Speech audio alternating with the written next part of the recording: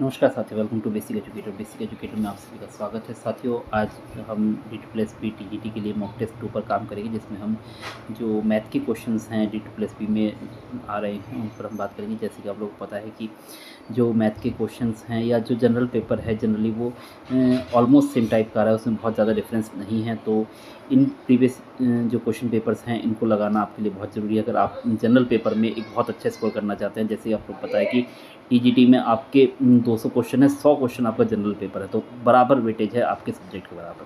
तो question number 1 पर हम बात करते हैं। ये जो पेपर है आपका, ये मॉक टेस्ट 2 है। ये कौन सा पेपर है? पीजीटी केमिस्ट्री 2 जुलाई सेकंड शिफ्ट का आपका एग्ज़ाम है। तो पहला क्वेश्चन क्या है? In a clearance sale of electronic items an item whose mark price is this and sold for rupees this, D is the discount percentage on the item, find the value of D. तो D की वैल्यू पूछिए। तो हमको पता है discount percentage का जो फॉर्मूला होता है, डी परसेंटेज का जो फॉर्मूला है, D upon mark price into 100 होता है। ठीक है ना। अब इसमें देखिए क्या है, सबसे पहले डिस्काउंट निकालना होगा। तो मार्क प्राइस क्या है? 12,175 और बिग कितने में रहा है, यानी कि एसपी कितना है? 10,714। तो इसको घटाएंगे 5 में से 4 गया 1 और यहाँ पे बचा हमारा 6 और 11 में से 7 गया, यहाँ पे हो गया 4 और यहाँ बचा 1। तो ये हमारा क्या आ गया? डिस्काउंट आ गया। तो डिस्काउंट परसेंटेज के लिए हम क्या करेंगे? डिस्काउंट 1461 अपॉन मार्क प्राइस क्या है हमारा? ये रहा 12,175 गुणा 100। तो इसको हम काटेंगे। अब एक काम करते हैं, 5 से काटते हैं। तो 5 दूनी 10 और 5 चौक 20 और 5 या 15 और 5 पंजे 25 और यहाँ पे हो गया 5 दूनी 10 और 0 और यहाँ पे फिर 5 से काटेंगे इसको। तो 5 चौक 20, 4 बचा, 5 अट्ठे 40, 3 बचा, 5 सत्ते 35 और यहाँ पे कितना हो गया? 4 और 487 से इसको काटेंगे। देखिए 4 तिया 12 होता है, 7 तिया 21 होता है, यानी कि पूरा ये 3 बार आपका चला जाना चाहिए। तो 3 गुणा 4 हमारा आ गया, यानी कि 3 चौक 12% जो है वो हमारा डिस्काउंट परसेंट, यानी कि जो आंसर नंबर 3 है वो क्या है हमारा? सही है। अगला क्वेश्चन करते हैं। A train crosses an electric pole in 15 seconds and a platform in 150 meters long in 30 seconds. What is the speed of train? Train की स्पीड पूछी है। तो सीधी सी बात है, पोल को क्रॉस करने, मान लीजिए ट्रेन की जो let the length of train be x, train की जो लेंथ है वो एक्स है। तो उसे पोल को पार करने में कितना टाइम लग रहा है? एक्स उसकी स्पीड अपॉन 15। तो ये हो गई ट्रेन की चाल। ट्रेन की गति पूछिए तो गति हम बाद में निकाल लेंगे। तो टोटल ट्रेन की स्पीड हमने कितनी मानी थी? एक्स।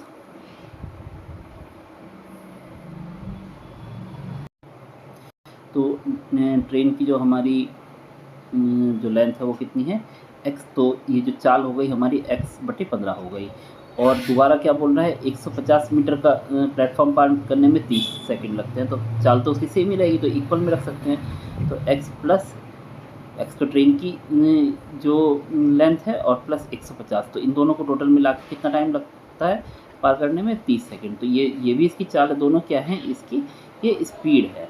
ठीक है ना। तो दोनों स्पीड हैं तो दोनों इक्वल होंगी, तो दोनों को हम बराबर रख सकते हैं। फिलहाल इसकी कोई ज़रूरत नहीं है। तो यहाँ पे 15 दूनी कितना हो गया हमारे पास?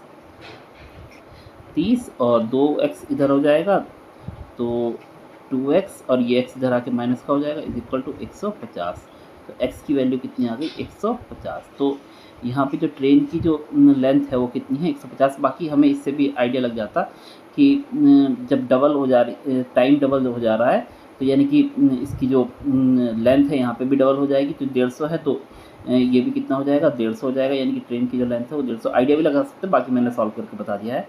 तो यहाँ पे 150 हमारी वो हो गई। तो स्पीड का फॉर्मूला क्या होता है? Distance upon time. तो डिस्टेंस अपॉन टाइम, तो डिस्टेंस हमारे पास कितना आ गया? 150 और टाइम कितना है हमारे पास? 15। तो यहाँ पे कितना आ गया 10, तो 10 मीटर पर सेकंड। अब 10 मीटर पर सेकंड है, हमने जो आंसर पूछा है वो किसमें पूछा है, किलोमीटर पर आवर। हमें पता है 10 मीटर पर सेकंड को किलोमीटर में अगर कन्वर्ट करना करो किलोमीटर पर आवर में, तो 18/5 से मल्टीप्लाई करते हैं, तो 5 टू ज़ा 10, तो इज इक्वल टू कितना हो जाएगा 36 किलोमीटर पर आवर। तो यहाँ पे आंसर जो हो गया वो हमारा कितना हो गया 36 किलोमीटर पर आवर।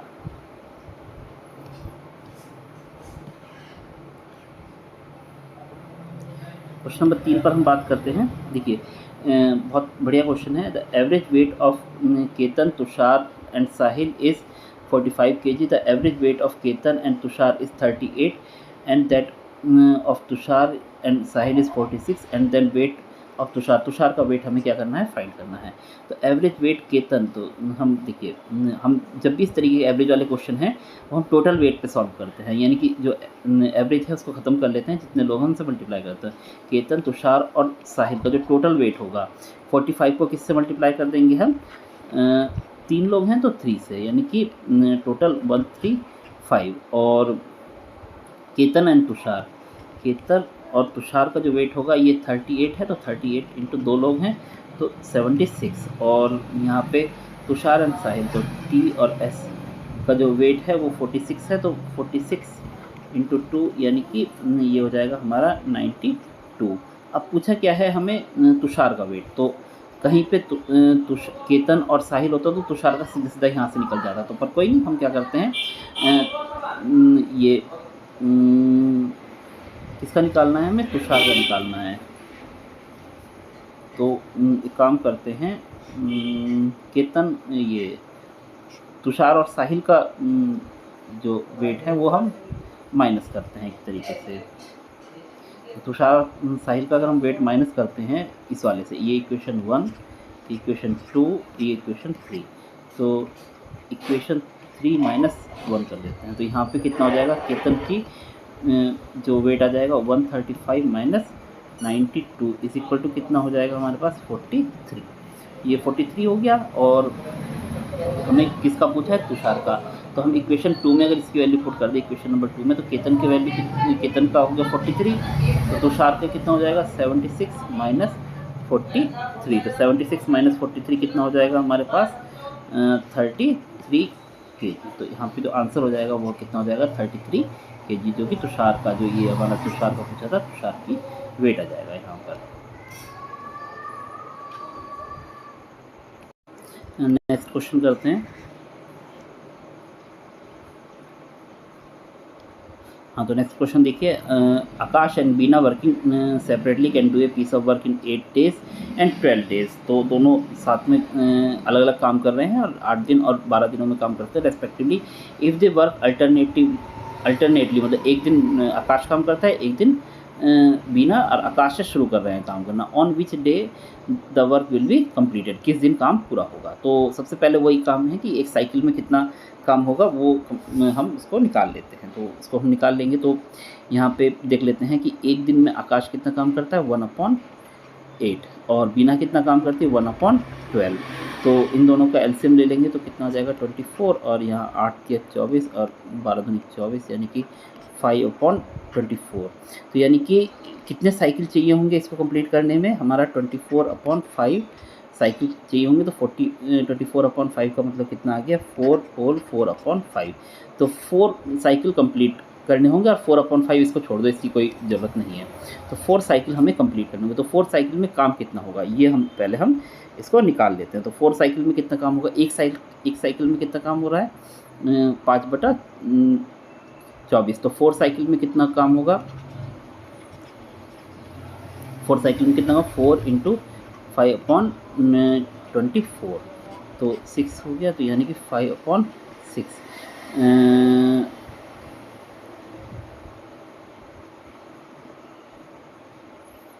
5/6 काम हो जाएगा। अब 5/6 काम जब हो जाएगा तो यहाँ पे रिमेनिंग वर्क कितना बचेगा,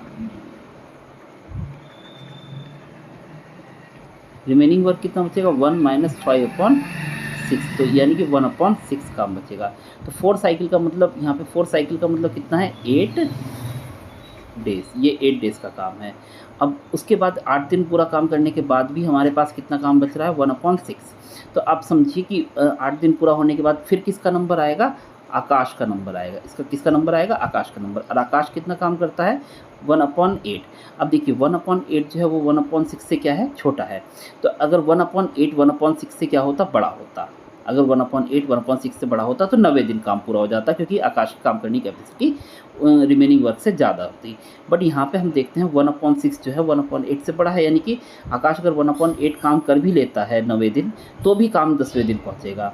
अब 10वें दिन जो भी काम पहुँचेगा वो जो है वो बचा कुचा काम जो है वो बीना कर लेगी। ये जो बीना है वो उस बचे हुए काम कर लेगी। एक आप चाहे तो देख भी लो, यहाँ पे 1/6 काम बचा था और 1/8 काम इसने किया, तो यहाँ पे कितना हो गया हमारा 24 हो गया। 24 यानी कि 6 चौक 24 और 8 तिया 24, यानी कि 1/24 काम इसके बाद 10वें दिन के लिए बचेगा। 1/24 काम बचेगा। अब 1/24 काम जब बचेगा 10वें दिन के लिए, तो आप समझो कि बीना 1/12 काम करती है, तो 1/24 काम 1/24 छोटा है 1/12 से, तो यानी कि बीना जो है आधे दिन में उस काम को निपटा लेगी। तो यानी कि काम जो पहुँचेगा वो कितने दिन पहुँचेगा, 10वें दिन तक पहुँचेगा। तो आंसर जो है वो क्या है, 10वां दिन, यानी 10वें दिन में जाके वो काम पूरा होगा।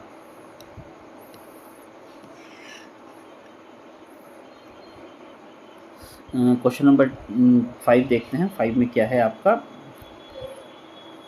तो यहाँ पे सीधा LBH दिया हुआ है।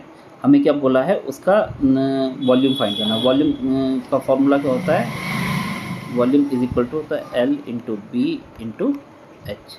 तो L कितना है हमारे पास, 27 इंटू 24 इंटू 5। तो इन दोनों की मल्टीप्लाई कर लो। तो मल्टीप्लाई ऐसे कर लेते हैं, देखिए यहाँ पे 27 है इंटू, इसमें से हम एक काम कर लेते हैं, 2 बाहर निकाल लें तो 12 बचा, और यहाँ 5 दूनी कितना हो जाएगा 10।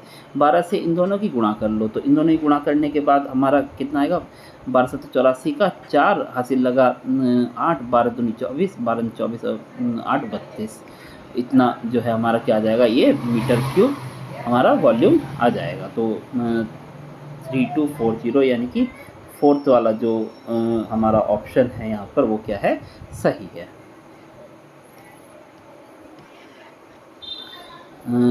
ये जो है ये सीधा द रेशियो एंड प्रोपोर्शन का क्वेश्चन। तो रेशियो एंड प्रोपोर्शन में आपको पता है इन दोनों की मल्टीप्लाई करनी होती है और इन दोनों की मल्टीप्लाई करनी होती है। तो 3x is equal to 13 into 81, x is equal to 13 into 81 upon 3। 27 से इसकी क्या कर लो, मल्टीप्लाई कर लो।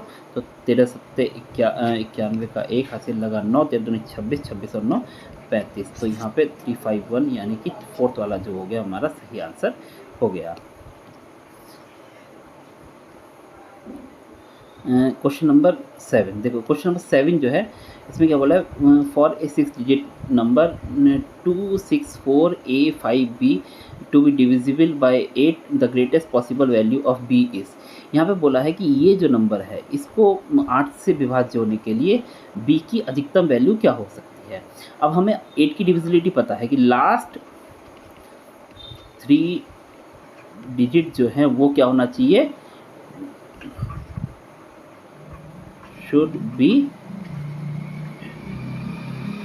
Divisible by 8। जो नंबर बनता है लास्ट 3 डिजिट से वो 8 से डिविजिबल होना चाहिए, तभी वो नंबर जो है वो हमारा 8 से डिविजिबल होगा, बाकी का कोई मतलब नहीं। अब तो लास्ट के क्या है, A5B, ये है हमारे पास लास्ट के 3 डिजिट।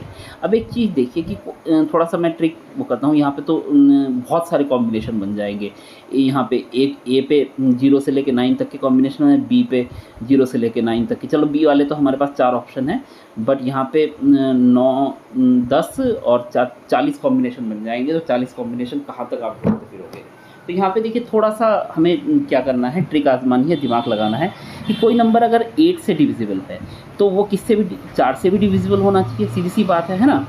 4 से डिविजिबल होना चाहिए। अब 4 से डिविजिबिलिटी रूल क्या होती है, 4 की डिविजिबिलिटी रूल ये होता है कि लास्ट के जो 2 डिजिट है यानी कि 5B, ये किससे डिविजिबल होना चाहिए, 4 से डिविजिबल होना चाहिए। अब कोई नंबर 4 से डिविजिबल होगा तभी 8 से डिविजिबल होगा। 4 से ही डिविजिबल नहीं है तो 8 से तो होने का मतलब ही नहीं होता है।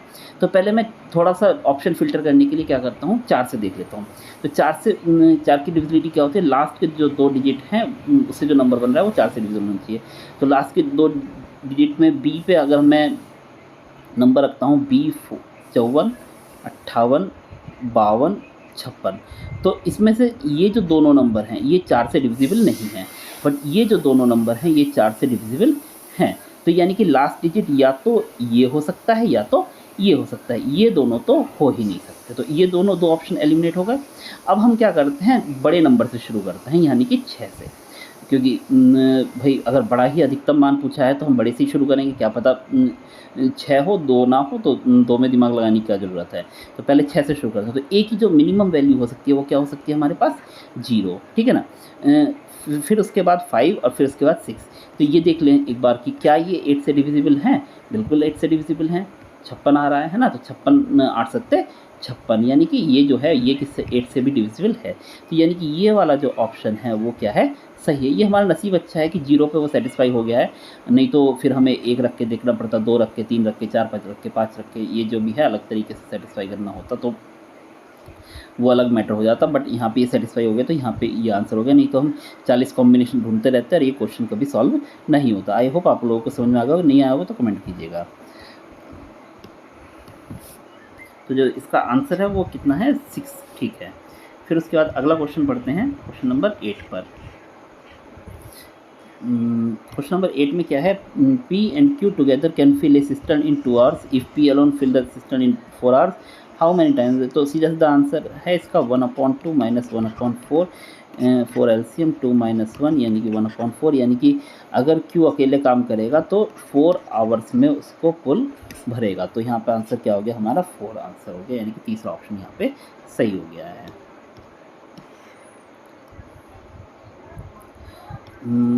फिर उसके बाद क्या है, A started a business with capital of this, B after 2 months B joined him with a certain capital at one end of year A starting the business, the profit was shared at 6:3। भी तो सीधे सी बात है, जिस ratio में हम investment करते हैं उसी रेशियो में हम क्या होता है, हमारा प्रॉफिट भी शेयर होता है। तो एक बंदे ने 8,72,000 के साथ शुरू किया, तो साल के एंड की बात चल रही है, at the end of the year, यानी कि 12 महीने इसलिए इन्वेस्ट किया। एक बंदे ने 2 महीने बाद ज्वाइन किया, तो मान लो एक्स पैसों के साथ ज्वाइन किया 2 महीने बाद, यानी कि उसने जो पैसे जमा किया वो 10 महीने जमा किया। जो प्रॉफिट शेयर करने की बात आती है वो क्या है, यानी कि हमारा ये 6:3 है। तो अब इसको हम क्या कर लेते हैं, काट लेते हैं। तो इससे ये हो गया, और फिर उसके बाद 6 से इसको काट लो, 6 दूनी 12, और फिर उसके बाद 3 से इसकी मल्टीप्लाई कर देंगे तो 6 बन जाएगा ये, और फिर उसके बाद मतलब कुल मिला के बात ये हो जाएगी 87200 × 6। इससे इसकी मल्टीप्लाई करेंगे तो 0 0, 6 दूनी 12 का 2 हासिल लगा, 1 6 42, 42 और 43 का 3 हासिल लगा, 4 6 48 और 52।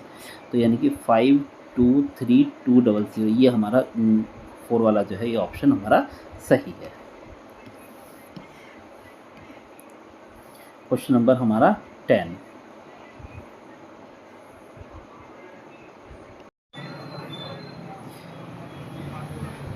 ये क्वेश्चन नंबर 10 है। तो हमें क्या बोला है,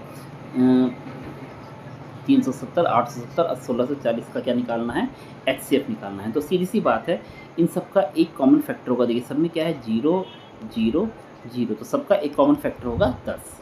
तो अब ये देख लीजिए कि इनमें से 10 किस किस में आ रहा है, एक तो ये है और एक ये है।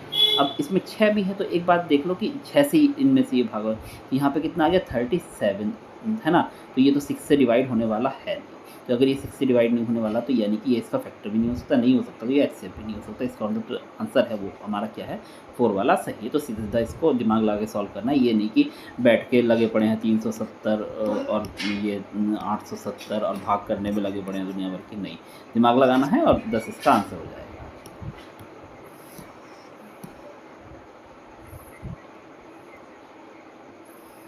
और यहाँ पे देखिए, Salil salary was first reduce by 20%, subsequently raised by 17%, how much percentage was final salary lower compare to his initial salary. तो एक चीज़ बढ़ रही है घट रही है, इस तरीके की जो क्वेश्चन होता है, मैंने आपको बताया एक फॉर्मूला था x + y + xy/100।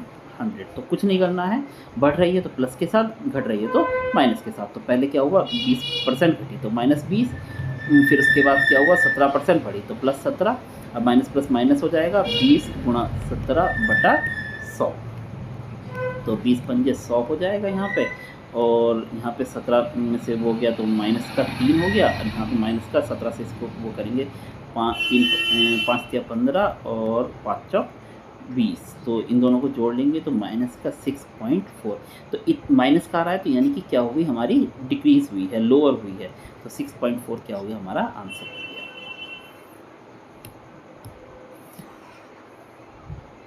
Question number हम 12 करेंगे। ये 12 में क्या बोला गया है हमें, 1/3 of a journey is covered at a speed of 76 km/h, next 1/3 is of journey is covered at a speed of 6 km/h, remaining journey is covered at a speed of 75 kilometre, the average speed rounded off to 1 decimal place. तो सीधी सी बात है, देखिए इसमें एक वो होता है कि भाई पहला 1/3 था, है ना, दूसरा 1/3, तो तीसरा भी ऑब्वियसली अगर हम 1 में से 2/3 को माइनस करेंगे तो 1/3 आएगा, यानी कि तीनों जो डिस्टेंस है हमारी क्या है वो बराबर हैं, तो चाहे तो तीनों को हम x x x मान लें, कोई दिक्कत नहीं है ना। तो टोटल डिस्टेंस जो हो गई वो हमारी कितनी हो गई, 3x। मैं आपको फॉर्मूला बता देता हूँ पहले, जो क्या पूछा है, एवरेज स्पीड, तो एवरेज स्पीड का जो फॉर्मूला होता है वो हमारा होता है total distance upon total time. तो टोटल डिस्टेंस क्या हो गया हमारा, मान लीजिए एक हिस्सा हमने x माना, तो 3 हिस्से क्या होगा हमारे 3x, ठीक है। अब उसके बाद पहला हिस्सा जो हमारा था वो कितना था, x अपॉन, भाई टाइम निकालना है, टाइम का फॉर्मूला क्या होता है, डिस्टेंस अपॉन स्पीड। तो पहला हमारा डिस्टेंस x, स्पीड हमारा 76, दूसरा हमारा डिस्टेंस x, स्पीड हमारा 6, तीसरा हमारा डिस्टेंस x और स्पीड हमारा कितना हो गया 75। तो ये हो गया। फिर उसके बाद हम क्या कर लेंगे, x को कॉमन ले लेंगे यहाँ पे, तो x कॉमन लेने के बाद ये 76, 6 और 75 ये हमारा क्या बन जाएगा, एलसीएम बन जाएगा। तो मैं इसको मल्टीप्लाई नहीं कर रहा हूँ, इनको सबको मतलब एलसीएम नहीं निकाल रहा हूँ, बहुत लंबा टाइम लगेगा, मैं सबको मल्टीप्लाई करके ऊपर ले जाऊँगा। तो ये क्या बन जाएगा, 3 × 76 × 6 × 75, और अपॉन में यहाँ पे देखिए x हमने कॉमन ले लिया था, x काट दिया मान लीजिए, और फिर उसके बाद यहाँ पे क्या बन जाएगा, यहाँ पे अपॉन में 76 है, तो यहाँ पे बनेगा हमारा 6 × 75, और प्लस यहाँ पे बनेगा 76 × 75, और यहाँ पे बनेगा हमारा 6 × 76, हाँ 6 × 76।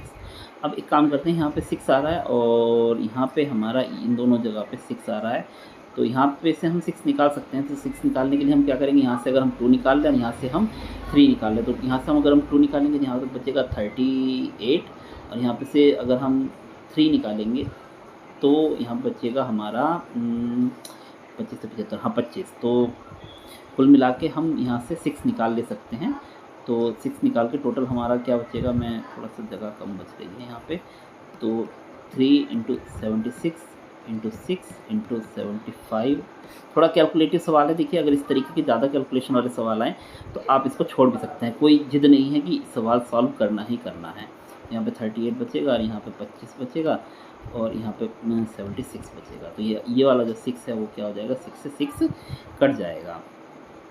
फिर उसके बाद यहाँ पे इनकी क्या कर लो, मल्टीप्लाई कर लो, मल्टीप्लाई करेंगे तो 75 और 76 को जोड़ लो तो 151 आएगा, और इन दोनों को मल्टीप्लाई कर लो, 25 8 200 और 25 या 75 75 950 950 और 151 को जोड़ लो, तो यहाँ पे आ गया 3 × 76 × 75 और 950 और 151 950 151 को जोड़ेंगे तो आ जाएगा हमारा 1 ये 1 और 0 और 1101। और फिर उसके बाद इसको हमें क्या करना है, काटना है, कुल मिला के काट पाट लेना। इसको 3 से कट सकता है शायद, 3 एकम 3 और 3 आ रहा है, हाँ तो 3 × 9 3 × 18 3 × 21, और फिर इसके बाद इसको मल्टीप्लाई करके डिवाइड कर लेना, कुल मिला के आएगा 55.5। 5 इसका आंसर या 5 या 6 जो भी है, तो ये हमारा इसका जो है आंसर है। इसको कर लेना, मैंने इसको कैलकुलेट किया हुआ है कभी कैलकुलेटर से, तो ये इसका आंसर आएगा। बाकी अगर इस तरीके का लंबा क्वेश्चन आता है तो आप इसको छोड़ भी सकते हैं, कोई जिद नहीं है कि करना ही करना है।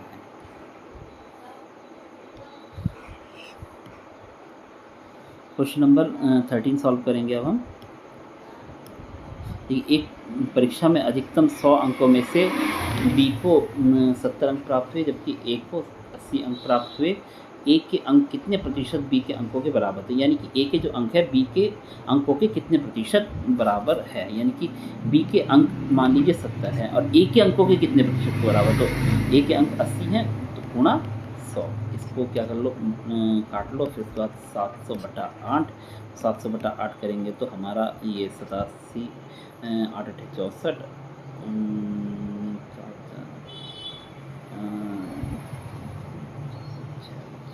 856 और 4 45, तो 87.5 ये हमारा आंसर आएगा पहला।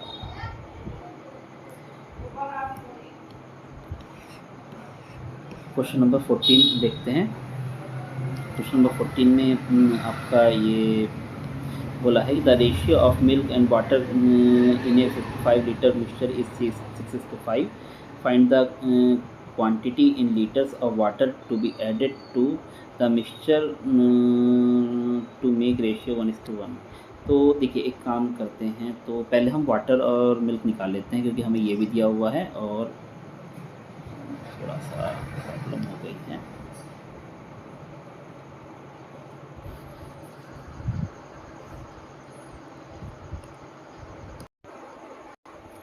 हाँ, तो एक काम कर लेते हैं हम, मिल्क और वाटर निकाल लेते हैं।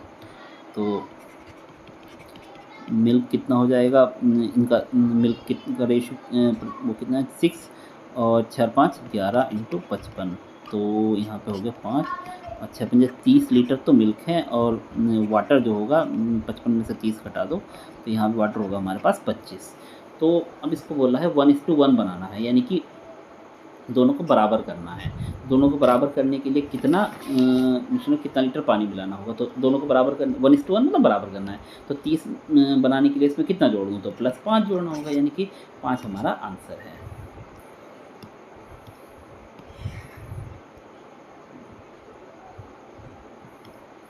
फिर उसका देखो, a shopkeeper professes to sell his good at 25% loss but use a false balance and gain 35%. The actual weight correct to 1 decimal he uses 1 kg। देखिए यहाँ पे एक चीज़ करना है, अगर बंदा कोई सामान है, मान लीजिए कुछ भी चीज़ है, तो 25% लॉस में दे रहा है, तो इसका मतलब क्या है, 1000 रुपये का सामान है, क्योंकि किलो की बात चल रही है तो 1000 में हम बात करेंगे। अगर सेंटीमीटर मीटर या उसकी बात चल रही होती तो 100 में बात करते। तो अगर 25% लॉस में कोई चीज़ दे रहा है तो यानी कि 750 में दे रहा है, मान लीजिए, है ना। फिर उसके बाद वो बोल रहा है कि पर वो फॉल्स बैलेंस का इस्तेमाल कर रहा है और गेन कर रहा है वो 35%। तो 1000 रुपये की चीज़ पे अगर वो 35% गेन करता है, तो मान लीजिए 1000 रुपये की चीज़ पे अगर वो 35% गेन करता है तो कितना बनता है, 1300 सॉरी कितना बनता है, 350 रुपये तो वो बन रहा है, तो यानी कि 350 रुपये उसने गेन लिया, तो 1350 रुपये टोटल उसका वो बनेगा, मतलब जो 1000 वो था, ये अगर आप समझ आए तो 1000 तो वो था, 350 रुपये गेन हुआ तो 1350 रुपये। तो यानी कि यहाँ पे टोटल जो उसने फॉल्स उससे गेन लिया वो वाला आ जाएगा × 1000। ये ट्रिक है, आपको ट्रिक अपनानी होगी। मान लीजिए अगर आपको यहाँ पे बोलता, ये बोला है इसने हानि पे बेच रहा है, अगर ये बोलता है कि मैं आपको लागत पे बेचने का वादा कर रहा हूँ, तो ये जो मैंने 750 लिखा है, इसकी जगह पे हम क्या इस्तेमाल करते, इसकी जगह पे हम 1000 इस्तेमाल करते हैं। अगर ये बोलता है कि लागत पे, अगर ये बोल रहा है कि मैं 20% लॉस पे तुम्हें बेच रहा हूँ, तो यहाँ झूठा आदमी, तो उसमें ये बोलते कितना हो जाता 800। अगर वो बोलता 30%, तो यहाँ पे लिखते हैं हम 700। अगर ये बोल रहा है कि मैं लागत पे बेच रहा हूँ, तो यहाँ पे हम भरते 1000। और फिर ये 1350 कहाँ से आया ये मैंने बता ही दिया। फिर इसको क्या करेंगे, हम काट छाट करेंगे। तो यहाँ पे ये हो गया और फिर उसके बाद 25 15 से कट जाएगा। 15 पंजे 75 और 15 9। और यहाँ पे कितना हो गया हमारा,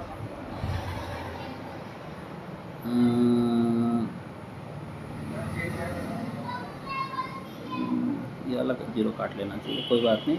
5000/9, तो 9 से काट वो करो भाई। 5 5 9 45 का 5 कितना बचा, 5 5 9 45 का 5 कितना बचा, 5 5 9 45 का 5 कितना बचा, 5 5 9 45 का 5 कितना बचा, 5। तो ये चलता रहेगा। तो इसका मतलब ये जो 1 किलोग्राम के लिए वो कितने ग्राम के वाट का इस्तेमाल कर रहा है, द एक्चुअल वेट कितना है उसका, 555.6 ग्राम। ये 5 चलता रहेगा। तो इस तरीके से ये क्वेश्चन सॉल्व होना है। अगर वो बोलता है कि मैं लागत पे बेच रहा हूँ तो यहाँ पे हम 1000 इस्तेमाल करते हैं। उसने बोला कि 25% के नुकसान में बेच रहा हूँ, इसलिए जो है मैंने यहाँ पे वो 25% घटाने के बाद लिखा है। और उसने जितना वो फ़ायदा उठा रहा है उतना हम नीचे रखेंगे, इंटू वो 1000 से कर देंगे।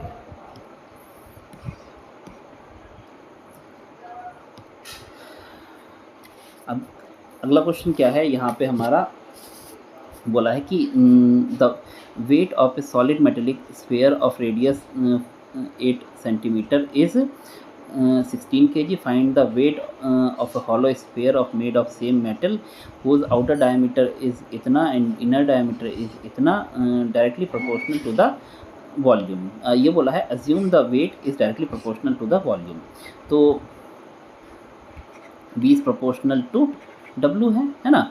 तो V1/V2 इज इक्वल टू क्या हो जाएगा, W1/W2। ये तो नॉर्मल सी बात है। अब वॉल्यूम पहली जो स्पेयर है उसका वॉल्यूम कितना होगा, 4/3 पाई, आर की वैल्यू कितनी है, 8 × 8 × 8 अपॉन नीचे कितना होगा, 4/3 पाई। अब हॉलो है तो माइनस भी होगा। तो आउटर डायमीटर कितना है, 20, तो ये कितना हो जाएगा, रेडियस 10। और इसका इनर डायमीटर कितना है, 2, तो रेडियस कितना हो जाएगा, 2। तो इसको घटाएंगे तो 20 का क्यूब माइनस और 2 का cube is equal to W1 यानी कि हमारे पास 16 है, और W2 हमारे पास कितना है, x हमें पता नहीं है कितना है वजन। तो इससे ये काट दो और यहाँ पे 8 से काटो, 8 दूनी 16, 2 से इसको काटो, 2 चौक 8, कितना बचा, 4 अट्ठे 32 बचा हमारे पास। तो यहाँ पे बचा 4 × 8 बटा, और यहाँ पे कितना हो गया, 8000 हो जाएगा, सॉरी 8000, ये क्या कर देंगे, हाँ 1000 हो जाएगा। 1000 में से 8 गया, कितना हो जाएगा, 992 बराबर 1/x। तो इससे इसको काट लो, 4 से काटो पहले, 4 दूनी 8, 1 बचा, 4 चौक 16, 4 अट्ठे 32, फिर 3 से काट लो, 3 अट्ठे 8 तिया 24 और 8 एकम 8। तो जो x की वैल्यू कितनी आ गई, 31 आ गई हमारे पास। तो जो हॉलो स्फीयर है उसका वेट कितना होगा, 31 kg होगा।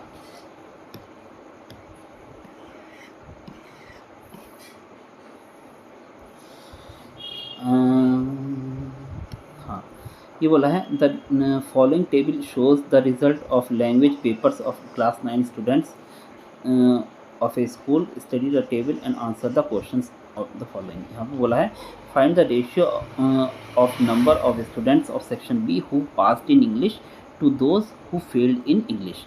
तो यहाँ पे पास कौन कौन हुए हैं, स्टूडेंट ही हु फेल्ड इन इंग्लिश ये छोड़ दो। तो पास कौन कौन हुए हैं भाई, यहाँ पे स्टूडेंट पास्ड इन इंग्लिश, तो ये वाला पास हुआ है। स्टूडेंट फेल्ड इन बोथ, तो फेल हो गया तो फेल हो गया। पास्ड इन बोथ, तो ये वाला पास हुआ है। तो 15 और 6, तो 15 और 6 कितना हो गया हमारा, 21। 2 हु फेल्ड इन इंग्लिश, तो फेल्ड इन इंग्लिश, तो ये वाला सही है, तो स्टार बना देता हूँ। और इस पर फेल्ड इन बोथ, इस पर स्टार बनाता हूँ। तो ये दोनों क्या हो गए, इंग्लिश में फेल हुए। तो यहाँ पे कितना हो गया, 30। तो यहाँ पे कितना हो जाएगा, 3 7 21, 3 है 30। तो रेशियो क्या बना जाएगा, 7:10। अब ऑप्शन देखते हैं क्या है इसका।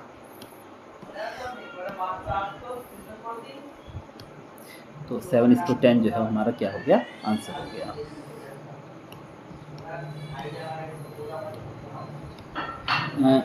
प्रशांत bought an article for rupees itna, sold it to Ramu at a loss of 10%. With this amount Prashant bought another article at 76%.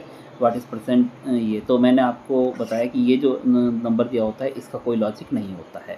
यहाँ पे वही वाला फार्मूला अपनाना है हमें जो मैंने आपको बताया x + y + xy/100। तो पहले 10% के लॉस पे गया है तो -10, प्रॉफिट कितना कमाया फिर 76 -10 × 76 प्लस माइनस माइनस हो जाता है अपॉन 100 और तो ये कट गया और यहाँ पे कितना हो गया 66 माइनस और 7.6 और इसको माइनस करेंगे तो 58.4 हमारा आंसर आ गया जो टोटल उसको प्रॉफिट हुआ 58.4। तो ये हमें यूज़ नहीं करना। अगर हम ये यूज़ करने बैठ गए तो कैलकुलेशन बहुत मुश्किल हो जाएगी और क्वेश्चन 1 मिनट में आपका सॉल्व होना नहीं और 1 मिनट से भी कम आपके पास टाइम होता है।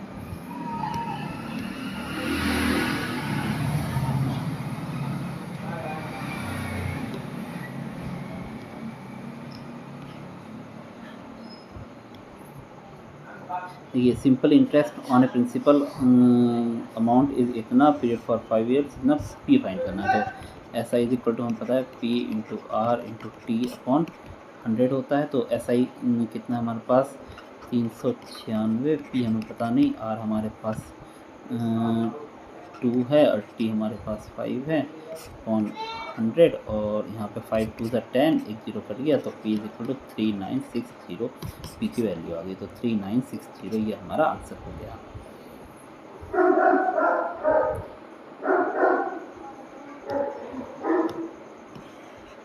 क्वेश्चन नंबर 20 सॉल्व करते हैं।